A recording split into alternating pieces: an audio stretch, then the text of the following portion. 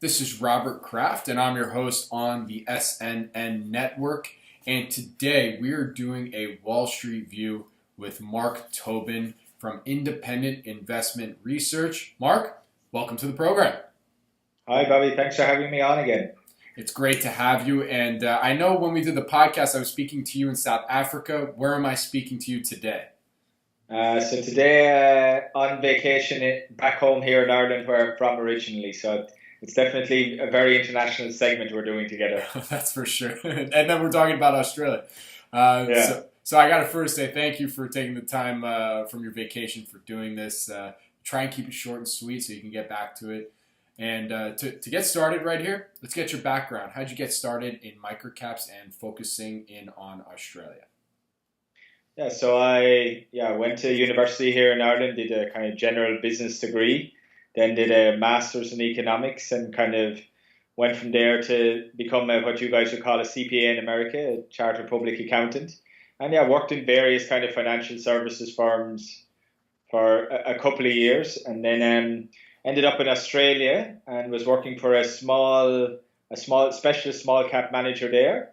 And they were seeing some growth, and they were looking for an analyst to come onto the buy side front office team, and put my hand up, and did work with those guys at Wilson Asset Management for 4 or 5 years as an equity analyst. So they run quite a few strategies now, but back then it was like a dedicated small cap fund that's been going for about 20 years. And through the small cap fund we used to have a little portion for microcaps, and that was like definitely always my favorite, like these ones that were really off the radar of the other managers in our space, and we were trying to pick probably 10 or 12 that we thought could graduate up into bigger positions within the fund. And since then I've been kind of hooked on microcaps and been looking at them, the Australian ones especially, since about 2012 now. So it's going on 7 years I've been focused on microcaps in Australia. Got it. So then I'd love to get an overview of the ASX MicroCap market. What does that ecosystem look like? Yeah, it's quite a big ecosystem. So in Australia, unlike maybe Canada, the UK, or even there in the US, we only have one single board. So there's no separate boards a la the AIM in London or the TSXV in Canada or OTC in the US. So every company from the biggest to the smallest is listed on the Australian Securities Exchange. So you've got about 2,000 odd companies listed on there. About 1,400 of those have a market cap under 300 million Australian. Now I know you guys use 300 million US as a kind of cutoff for microcaps there. So you've got, potentially even more, but I know there's 1,400 under 300 million. And about 80% of those would have no broker coverage whatsoever. In terms of sectors, materials, so like junior resource names is the biggest sector at about 20 odd percent. But if you compare that to, say, somewhere like Canada, which I think a lot of people would equate the Canadian market and the Australian market being quite similar. The Canadian market, if you take junior resource names, you're probably looking at 40+%. So yes, the junior resource names are the biggest part of microcaps, but it's a lot lower than what people would find if they looked at the Canadian market, which is quite a kind of good comparison, I think, because big country, small population, they're both about 25 million.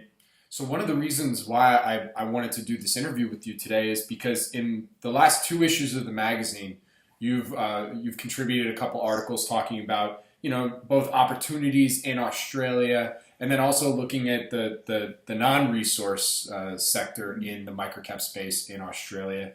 And in the most recent article, you discuss a couple characteristics that could be perceived as potential edges as an investor when you're looking at the ASX listed companies. So can you get into that? What are some of those characteristics that could lead to a potential edge as an investor looking at ASX listed companies?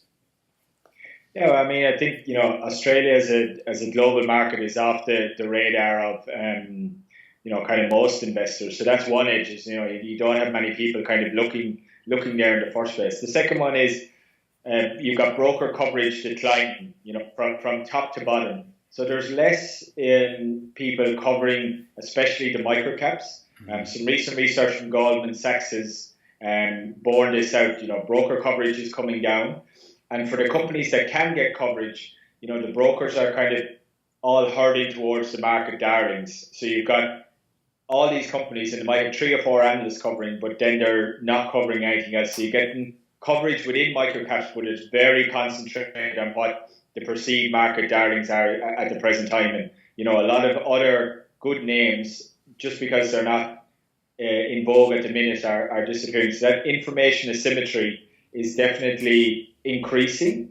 So for guys who want to do the work, for people who want to do the work, you can definitely come across some good names. As I said earlier, about 80% of these microcap names have no coverage kind of whatsoever on any kind of formal basis. Mm-hmm. And I'd say it's a happy hunting ground. I mean, if you look at the S&P, do a great report every year on where they track active managers versus their benchmarks. Mm-hmm. And Australians, they don't do microcap, but they do small cap. And on a 10-year basis, so if you take a 10 years, a full cycle, 50% of Australian small cap managers have managed to outperform the index. Mm-hmm. Now, I track microcap managers in my own little study, and for those who have like a 3-year track record, the average managers outperformed the index by about 2.2% over the last 3 years. Mm-hmm. Now, if you flip that over to the US and you look at small cap managers in the US, at best, you've got 15% of managers outperforming the index. Mm-hmm. So, that tells you something about the ability to find alpha within the Australian market compared to the US market, for example. Got it. And when, a quick follow-up to that too, in terms of, when you're doing your deep dive due diligence on companies and going through the 10Ks and 10Qs, what accounting principles do Australian publicly listed companies fall under? Yeah, so Australian public companies follow IFRS, which is the exact same as what they would follow in Canada. Mm-hmm. And we are on 6 monthly reporting, so we do half year and full year. You don't have quarterly reporting as you would have in the US. Mm-hmm. Some of the other big differences I found looking between the US and Canada versus Australia is I find the share structures are generally cleaner, and it's generally the common stock with maybe some listed options or unlisted options, and that's basically about it. You don't really get convert debt securities within share structures in Australia. It does the odd time, but I would say it's quite rare. Mm-hmm. And then in terms of litigation being faced by firms reporting under in the notes in contingent liabilities, that is also quite rare to find within Australian companies. So you don't have that worry of, if they lose this court case, what could kind of happen. They're two of the biggest ones. The other thing I think is something we've talked about before. When you look at some of the shares on issue in Australia, sometimes it can be quite high. You can talking hundreds of millions of shares. That can be for one of two reasons. One is within the US, I think $5 is the minimum kind of IPO price you can do, and then obviously that keeps your share count down. Mm-hmm. In Australia, you can do an IPO at 20 cents or 50 cents. Obviously, that then creates a large volume of shares. On the flip side, it's just the reverse maths. And then the second thing, it's less prevalent now, but going back maybe 5 years ago, a lot of it was happening when resources were really out of favor. Was reverse takeovers and reverse mergers into old mining companies by tech companies. Mm. So you've got a vehicle that's been listed for 10 or 15 years, but the present operating business might have only been there for 3 years, and that can sometimes skew the share counts as well. So that would be one thing I'd say if you're looking at the Australian market. If there is a high share count, that doesn't necessarily mean poor capital discipline by the management. It could be historical, or it could be, they raised $6 million, but they were raising it at 20 cents a share, and that's why the share count is high. Right. So I'd say there are probably some of the differences to watch out for if you're a US or Canadian investor starting to look at Australia. I'm glad you said that, actually, because I've we've been interviewing quite a few Australian companies here at SNN, and it's been interesting when you look at the share count and you're just like, oh, whoa, what? I'm not used to seeing that, and it was good to provide some perspective on that because some management teams will say, well, would you rather just go from sorry, I'm going to do my terrible accent, but would you rather go from $1 to $2? It's easier to go from a penny to three cents, and you're like, all right.